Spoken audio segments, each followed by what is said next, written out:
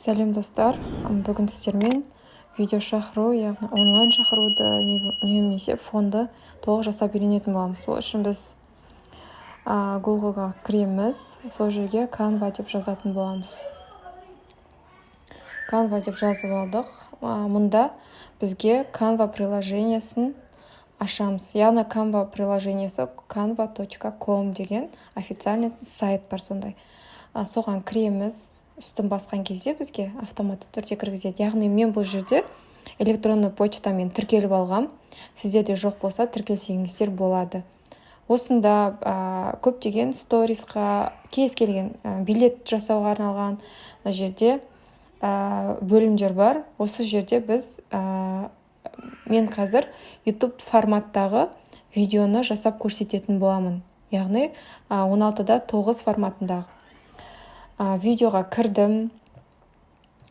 Кірген кезде мен яғни өзіме ұнайтын фонды мына жерден қарап жатырмын. Яғни ол жерде мысалы дайын осындай видеолар бар, или болмаса өзіңіз нөлден бастап жасасаңыз болады. Мен сізге қазір дайын видеолардан яғни видео шақыру жасап үйрететін боламын. Видеоның соңына дейін қараңыз. Яғни өте оңай. Осындай фондар жасап, сіз канал ашып, телеграм канал ашып сатсаңыз да болады. Тойға шақыру жасайтын қыздар міндетті түрден сізден алады. Міне осы жерде мына фондар ұнап тұр. Басынан бастап қойып алдым. Яғни қасына плюсті басқан кезде екінші, үшінші фон болып қойылып кете береді. Маған ұнайтын фондарды мына жерде қойып жасап алдым мен қазір. Міне, яғни менің текстім сиятында етіп, яғни тойға шақырудың жазулары толық сиятындай фондарды таңдап осы жерге қойып алдым. Және де керек емес жазуларды мен қазір осы жерден мысалы өшіріп шығатын боламын. Мына жазулардың бәрі маған қажет емес. Просто сізге жаңағы шақырудың қалай шыққанын көрсету үшін осылай көрсетіп жатырмын. Қазір толығымен сізге басынан бастап өшіріп көрсететін боламын. Яғни мына фонды да алатын боламын. Осы жерге мына сурет қажет емес. Сол үшін өшіріп тастаймын. Және де бұл жерде барлық гүлде жазулар бәрі өшеді. Мына гүлді, мына жазулардың бәрін өшіріп тастап жатырмын. Себебі ол жерге мен өзімнің тойға шақыруымның жазуларын жазатын боламын. Не болмаса сол жазулардың үстінен өзіңіздің текстіңізді жазып шықсаңыз да болады. Бірақ маған ол керек емес. Себебі мен қазір тексттарды копировать етіп қойып шығатын боламын. Барлығы өшеді. Мысалы, мына гүлдерді де алып ауыстыруға болады. Егер сіздің видеоңыз суретпен болатын болса, осы суреттерді заменить дегенді басып, суреттерді ауыстырып, суретпен видео жасауға да болады. Canva өте ыңғайлы және оңай. Мысалы, барлық дизайнерлер бірінші осы Canva-дан бастайды. Но бірақ дизайнерлердің көбісі Canva приложениесін онша жақтыра бермейді. Себебі ол жерде барлығы дайын. Ал нағыз дизайнерлер барлығын өзі нөлден бастап, гүлді де даже өзі сызып, өзі құрастырады. Және скоростарын ауыстыруға болады. Жоғарыдан сағаттың белгісімен тұрған жерде скоростарын үлкейтіп алуға болады. Себебі бізде кейбір клиенттер айтады, яғни текст оқи алатындай тез өшіп кетпеу керек. Мысалы, жазуларды оқып үлгеру керек. Яғни тойға шақырудың текстін оқып үлгере алатындай ғып скоростын өзіңіз ауыстырып алсаңыз болады. Мен мына жерде примерно осы текстті оқи алады дегендей етіп мен скоростын ауыстырып жатырмын. Яғни видеоның скоросты кішкене ұзақтау болған дұрыс. Және де осы жерде осы гүлдердің де анимациясын өзгертуге болады. Например, мына жерде анимация жоқ екен. Мен анимация қояйын деп жатырмын. Мен өзім шынымды айтайын, жылтылдап қалған анимацияларды онша ұната бермеймін. сол себепте көп нәрсе мен осы канвамен анимация беретін болсам пульсті таңдаймын. Жаңағыдай пульс деген анимация өзіме қатты ұнайды. Мысалы екінші гүлге де мен пульс деген анимацияны бердім. Және мына гүлде де анимация жоқ. Маған мына жерде ең соңғы текст болған екен. Бұл жерге келіңіздер, қуанышымызға ортақ болыңыздар деп жазу үшін. Яғни сәл жоғары көтеремін мына гүлді. И осы гүлдерді копировать етіп жатырмын мен. Копировать етіп жоғары жағына осылай қойып шыққым келіп тұр. Міне осылай қойдым. Осы гүлдің үстін басқан кезде копировать, удалить и мынандай 3 нүкте шығады. Сол жерден копировать етіп жасай бересіз. Не болмаса Ctrl-C, Ctrl-V етіп бұны басып жасауға да болады. Видеоның фонын құрап алдық. Енді текстін жазамыз. Т деген үстін басқан кезде бізде текст ашылады. Мына жерде заголовок дегенді ала салдым. Осы жерге тойға шақыру деп жазып аламыз. Алдында мен сіздерге үйреткендей, шрифттерді қалай жүктеу, сол кезде канваға шрифтті жүктеуді үйреткен болатын. Содағыдай етіп шрифттерді жүктеп алып, мысалы мына жерде өзінің шрифті ол қазақша болмағандықтан осындай дұрыс емес жазу жазылып кетті. Сол себепті мен басқа шрифт, яғни өзім жүктеген шрифтімен жазып жатырмын. Мына жерде плюсті бассаңыздар өзі үлкейеді, не болмаса жаңағыдай жанындағы сызықты қатты тартсаңыз жазуыңыз үлкейеді. Осылай қойып алдым. Және де оның астына түсін беруге болады. Мысалы А деген астында мысалы цвет тұр ғой. Содан қарап, мысалы Canva өз автоматты түрде осы сіздің видеоңызға қарай түстерді таңдап береді. Соған орай мен осындай бордовый түсті таңдадым. Қошқыл қызыл ма, қазақша солай деп аталады. Осылай таңдадым. Және де тағы да мен астына осы тойдың болатын күнін жазғым келіп отыр осы жерде. Тура осылай телефонда да жасауға болады. Не болмаса осы фонды алып скачать етіп, CapCut'та или болмаса InShot'та жазуларын жазсаңыз болады. Ешқандай айырмашылығы жоқ. Осы жерден алып, осылай жазып алып, астына өлең қоясаңыз да болады. Числоны жазды, тағы да ол шрифті өзгертейін деп жатырмын. Себебі мынау шрифт маған онша ұнап тұрған жоқ. Осындай шрифтке ауыстырып алдым. Мен мына жерде нүкте емес, үтір қойып жүріппін. Соны туралап жатырмын қазір. Осылай видео жасау өте оңай. Егер осылай видео жасап сатсаңыздар да болады, не болмаса өздеріңіздің тойларыңызға осылай әдемі видео жасап шығарсаңыздар да болады. Canva'да жұмыс істей алу көп деген нәрселерді алсаңыз болады. Тегін фондар, стористарға және де тағы да кез келген нәрсеге, мысалы шақыру билетке де фонды жасауға болады. Егер ұнамайтын жерлері болса, толықтырып, мысалы жасап алсаңыздар болады. Осылай жазып біттім. Осылай енді келесі бетке көшетін болам. Так, мынау өшіп кетті. Ctrl-Z пен дұрыстап қайтарам осылай. Или болмаса төбеден стрелка тұр. Соны бассаңыздар, өшіп кеткен текст орнына қайтады. Енді келесі бетін жазатын боламыз. Ол жерде мысалы тың үстін басып аламыз тағы да. И осы жерге мен текст копировать еттім да қоя салдым. Осы жерде менде текст бар еді. Осыны сіздерді деген жерді түзулеп аламыз. Және де тура осы Canva'да мен ноутбукта жасасам, сіздер телефонда тура осылай жасай аласыздар. Ешқандай өзгеріс, ешқандай ешнәрсе айырмашылығы жоқ. Мына жерден осы жерде шрифт ұнап тұрған жоқ. Сол себепті мен шрифттерін ауыстырып жатырмын. Сіздерге алдында айттым. Шрифттерді қалай жүктеу білмесеңіздер, менің осы шрифттерді оңай жүктеу жолы деген сабағым бар. И телефонға, и ноутбукке жүктеу жолын толыққанды мен сіздерге сол жерде айтқан болатынмын. Соған қарай шрифттерді скачать етіп алыңыз Canva-ға. И осы жерде шрифтті өзгертіп алдым, және де тағы да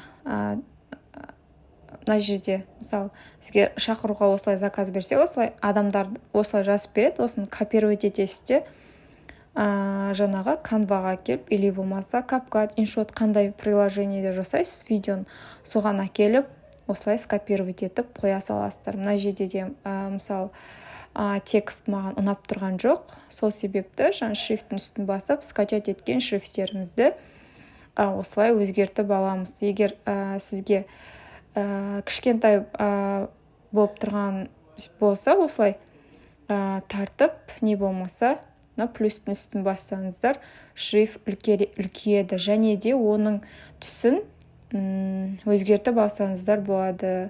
Мен мына жерде шрифттің түсін өзгертем деп фонның түсін өзгертіп жібердім. Шрифттің үстін басасыздар, мына А деген үстін бассаңыздар, астында өз цветтер тұр. Мысалы жарасатын түсті, осыған сәйкес түсті алып өзгертіп жазсаңыздар болады. Бұл жастардың атын осылай мен өзгертіп жатырмын. Бұл сабақ түсінікті болу үшін мен осылай асықпай айтып жатырмын. Және де осылай жазып алдым, өзіме ыңғайлы етіп қойып аламын. Осылай қойылмай жатыр, енді оған мән бермеңіздер. Сіздер әдемі етіп, бұдан да әдемі етіп жасайсыздар деген ойдамын. Енді келесі бетін не көшеміз. Келесі беті осы жерде бізде тойдың күнін жазатын боламын. Тағы да тының үстін басып,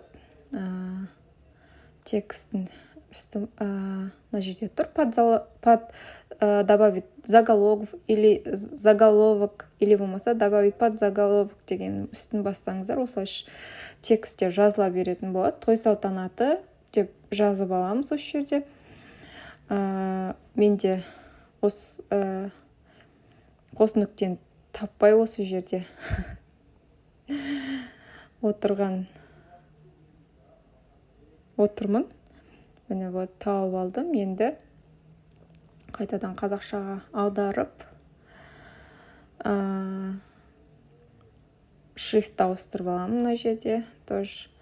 Негізі бір видеоға екі шрифтпен жазған бір видеоға ол спокойно жетеді. Себебі мысалы неше түрлі шрифтпен жазсаңыз, видеоңыз андай, қалай айтсам болады, әдемі емес көрінеді. Видеоның түсіне сай, және де сол жерде гүлдердің түсіне сай әдемі етіп ұйқастырып жасасаңыз, ол әрқашанда ол видео бағаланатын болады.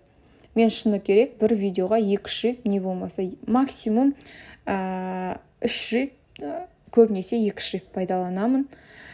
Солай жасасаңыздар, видеоңыз әдемі болады. Мысалы, мына жерде мен ортасын кішірейттім, абзацтар той мен жаңағы числоның арасын кішірейтіп алдым, және түсін өзгертіп алдым. Ендігісі бізде өтетін жері және той иелері өтетін жерін жазып аламын қазір. И осы жерге той иелерін де жазамын. Мысалы, тағы да тексттің үстін басып, копировать етілген жазуды алып қойдым. Қате болса, осындай тексттер, мысалы, клиент жіберген кезде туралап алсаңыздар болады. Мен осы жерге шрифтті өзгертіп жатырмын тағы да. Себебі менде осы goodbye деген шрифт тұр. Өзіме осы шрифт ұнайды, білмеймін. Осыны мен қойып жатырмын. Осымен біздің шақыруымыз бітуге шақ қалды. Адресін осылай қойып аласыздар. Осылай. Енді мына жерге тағы да келіңіздер, қуанышымызға ортақ болыңыздар деген жазуды жазатын боламыз. Осы жерде тексттің үстін басып, тағы да келіңіздер, қуанышымызға ортақ болыңыздар деп жазып аламыз. Тағы да айтайын дегенім сіздерге, Canva приложениесіне алғаш рет тіркеліп жатсаңыз, алғашқы 7 күн сізге тегін пайдалануға рұқсат береді. Сол кезде осындай платный версияларында билеттерді сол уақытта жасап өзіңізге сақтап алсаңыз болады. Мысалы, платный версиясында PNG нәрселерді көп скачать етіп алу керек. Мысалы, осы керек-ау, мен шақыру жасаған кезде осы гүл не болмаса рамкалар керек болады десеңіз, өзіңізге сақтап алсаңыз болады. Мен қайтадан осы видеоны тексеріп жатырмын, қалай шыққанын және жаңағы анимацияларын туралап. Себебі текстке де анимация беріп жатырмын. Текстке де анимация берсеңіз, видеоңыз әдемі, плавны, әдемі болып шығады. Осы жерде мен ең анимацияның да жаймен және де бір сарқынмен шығатын анимацияны таңдап қоямын үнемі. Себебі жалт-жұлт етіп шыққан анимация өте сүйкімсіз көрінеді. Оның үстіне адамдардың оқуына кедергі жасамау керек. Яғни сіздің текстіңізде, анимацияңызда бәрі читабельный болу керек. Оқуға ыңғайлы болу керек. Міне анимациялардың бәрін қойып алдым. Анимацияда тоже тура жаңағы гүлге, мысалы, анимация берген сияқты текстің үстін басқан кезде бізде анимация деген жазу шығады. Соған қарай анимация қойып жасап аламыз. Анимацияға да, мысалы, қай направленияға бересіз, соған да арналған, мысалы, направленияларда тұр анимация, например. Қарап, осының бәрін зерттеп, көріп, өзіңіз анимация беріп толығымен. Егер, мысалы, бұл видеоны телефонға жасаймын десеңіз, текстін жазбайсыз, тура осы видеоның жаңағы видеофонды аласыз да, скачать етіп, CapCut'қа барып, форматын туралап, соған текст қойып, жазып, анимация беріп жасасаңыз да болады. Телефонда да тура осылай жасауға болады. И Canva'да да жасауға болады. Негізінде, егер сізде жаңағы тегін платный версия жоқ болса, Canva'ның ең дұрысы осы жасаған видеоңызды жүктеп алып, CapCut'қа апарып, сол жерде жасасаңыз болады. CapCut'тағы версиясы мен сіздерге қазір жасап көрсететін болам. Сабақты толығымен қарап отырыңыздар. Мына тексттердің бәріне анимация беріп, барлығын қайтадан бастап тексеріп жатырмын. Осы жерде және де міне қараңыздар, бірінші текст кетті. Одан кейін осында екінші бетіміз осылай ашылады. Мысалы, мына жерде гүлдердің қайтадан анимациясын тексеріп, бірде әдемі болып шығатындай етіп жасап жатырмын. Міне дұрыс қойылмаған анимацияларды осылай қайтадан тексеріп, енді қайтадан бастап көреміз. Міне осылай шықты, екінші бетін осылай шығатын болады. Егер сіздерге сабақ түсініксіз болса, менің YouTube каналыма комментарий ретінде жазып кетіңіз. Егер сізге қандай да сабақтар түсінбей жатсаңыз, сол жөнінде видео шығарыңыз деген өтініштер болатын болса, өтініштеріңізді комментарийға жазып кетіңіздер. Мен міндетті түрде соған арнап сабақ шығаратын боламын. Себебі көрерменнің мен үшін қандай видеолар көргісі келетінім мен үшін ол қызық. Соған орай мен видеолар жасап шығаратын боламын. Міне келіңіздер, қуанышымызға ортақ болыңыздар деп жазылды. Мына жерде мен қазір осы видеоны қалай скачать етіп алуға болатын үйрететін болам. Видеоны скачать ететін кезде әр қашанда поделиться деген сызық тұр. Поделицаны басып, поделиться дегенді басамыз төбесін. Сол кезде бізге мына жерде скачать деген тұр. Соны қараймыз, және де видео MP3, яғни видео в высоком качестве, яғни бұл жерде осыны таңдап аламыз. и страницасын көреміз, қанша страница и скачать дегенді басамыз. Не болмаса, мен мына жерде дұрыс скачать етпей қалдым. Қайтадан бастап сіздерге көрсететін боламын. Жаңағы жасаған видеома барамын қайтадан. Мына жерде тұрады ол, всегда өшпейді. Поделиться деген қайттан басамын. Және де астына скачать деген басам. Видеоның качествосы 1080 деп таңдаңыздар. Сосын осылай жүктеледі. Ол біздің рабочий столымызға, не болмаса телефонда болса галереяға сақталады. Енді телефон версиясында үйрететін болам. Жаңағы телефонға кіреміз, Canva приложениесіне кіріп, жаңағы бізге тексттер керек емес, өшіріп шығамыз. Себебі біз оны CapCut приложениесінде жасайтын боламыз. Тексттердің бәрін өшіріп аламын. Сосын жоғарыда осылай өшіріп алдым. Сосын оны скачать етем. Жоғарыда тура телефондағыдай скачать етіледі. Качествосы 1080-де 60 болады. Осылай скачать етіп аламын. Кішкене жай скачать етіліп жатыр. Просто телефонда сіздер жасайтын болсаңыздар, телефонда ол сізге шаблон болып тұрады, оны пайдалану тегін бір шетінен. Скачать етіп алғаннан кейін қазір CapCut приложениесіне барамыз. Міне CapCut приложениесіне келдім. Осы жерге мысалы плюсикті басам, жаңағы видеофонымды аламын. Сосын осы жерде форматын түзулеп аламын. 16:9. Негізі кішкене қара не шығып кетпеу үшін форматына мән беріп қарағандарыңыз дұрыс. Себебі видеоның качествосы форматты құртады. Осы жерде Т дегеннің үстін басып, тойға шақыру деп жазамын. Мен сіздерге айтып өткенімдей телефонға жүктеуді осы YouTube-ға мен жүктеп қойғанмын. Соған қарап CapCut приложениесіне шрифттерді жүктеп алыңыздар. Осы же Goodbye деген шрифтке ауыстырдым, және пипетканы осы гүлдерге апарсаңыз, сізге мысалы осы видеоға сәйкес түсті таңдап береді. Және де тексттің үстін басып анимация дегенді басқан кезде бізге анимация, мен көбінесе видеоларыма мысалы затухающий деген анимацияны қоямын. Және де ввод және вывод деп қоямыз анимацияны. Себебі басталғанда және аяқталғанда әдемі плавно анимациямен біту үшін.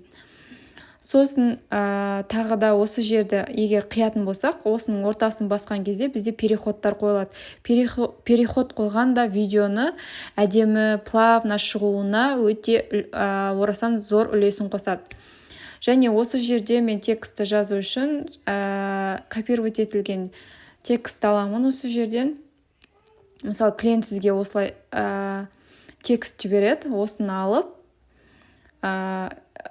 CapCut'қа келесіз да, копировать етіп қоя бересіз. Не болмаса өзіңіз текстті жазып алып, копировать етіп қойсаңыз, басынан бастап жазып жүрмейсіз. Осы жерде дайын тұрады. Мысалы, осы жазуды түзулеп аламын, және де шрифтін өзгертем. Шрифт деген үстін басып, шрифтін өзгертіп аламын.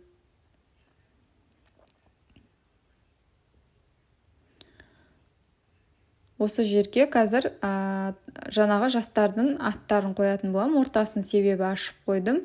Мені шрифтті ауыстырдым. Енді ана ашық тұрған жерге қазір жастардың аттарын жазуға ерініп тұрмын, шыны керек. Сол себепті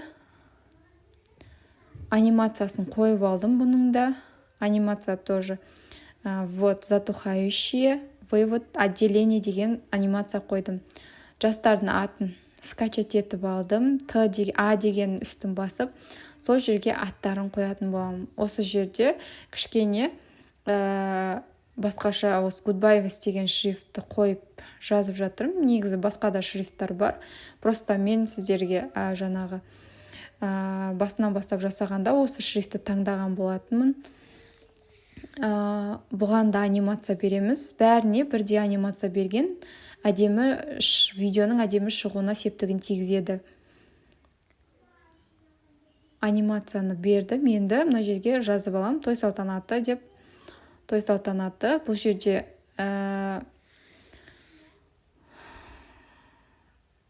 20 деп жазып аламын. Сіздерге толықтай түсінікті болу үшін мен бір видеоны толық сіздерге асықпай түсіндіріп жатырмын.